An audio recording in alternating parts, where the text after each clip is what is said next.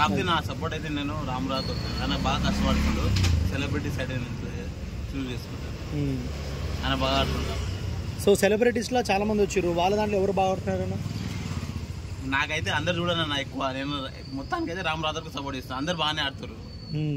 ఇంకోటి ఏమో కళ్యాణ్, ఆయన కామన్ మ్యాన్ ఉండు కదా పవన్ కళ్యాణ్, ఆయన కూడా మంచిగా ఆడుతున్నారు.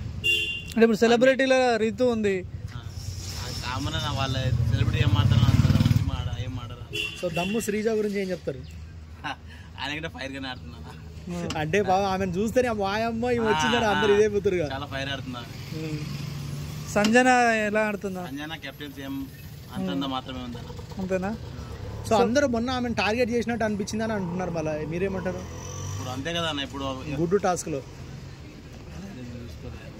ఓకే, ఇప్పుడు ఉన్న దాంట్లో సెలబ్రిటీలు బెటరా కామనర్స్ బెటరా అంటే ఏం చెప్తారు మీరు?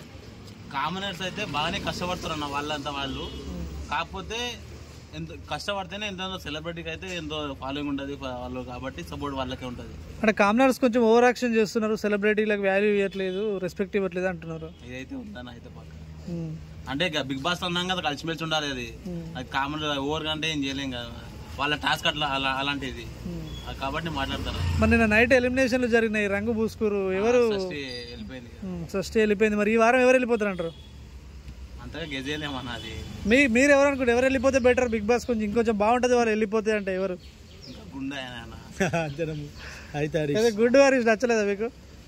ఎందుకదా రీజన్ అంటే ఓవర్గా ఆయన కాన్ఫిడెంట్ బాగానే ఉంది, కానీ ఓవర్గా మెన్షన్ చేస్తున్నాయి ఆయన వెళ్ళిపోవాలంటారు. సో ఇప్పుడు మరి ఫైనల్ గా బిగ్ బాస్ విన్నర్ కామనర్ కావాలా సెలబ్రిటీ కావాలా? సెలబ్రిటీ రాము రాథోడ్ అన్న, ఆయన చాలా బాగా కష్టపడుతుంది.